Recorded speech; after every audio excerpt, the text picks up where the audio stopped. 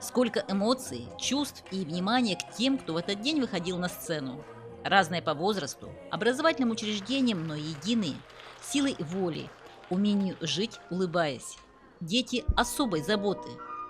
Это, наверное, чуткое внимание, чуткое отношение, как, с какой-то сочувствием, здоровое сочувствие, любовь, нежность.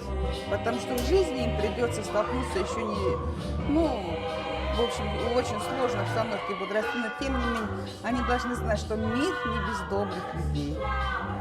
И что они тоже такие же члены общества, они тоже могут достичь того, чего каждый может достичь. Некоторые считают, что для таких детей должны быть особые мероприятия, но это было удивительным именно потому, что не было здесь различий. И это помогло ребятишкам осознать, да, особенное, но точно такие же, как и все остальные.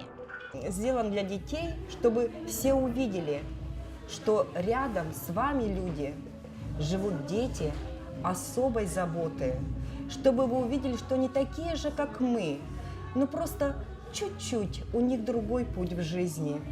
Они любят петь, танцевать, читать стихи и открывать в себе новые таланты, и они есть. Инна уверена, каждый обязательно может открыть в себе свой дар. У всех есть у людей здесь свой талант.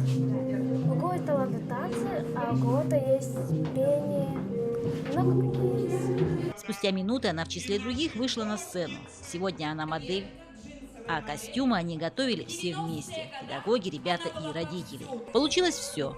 Инна очень грациозно прошла по своему первому подиуму, а успех нарядов был подтвержден аплодисментами. Впрочем, как и все остальные номера. Елена Фаст, Максим Копылов, Олег Минск.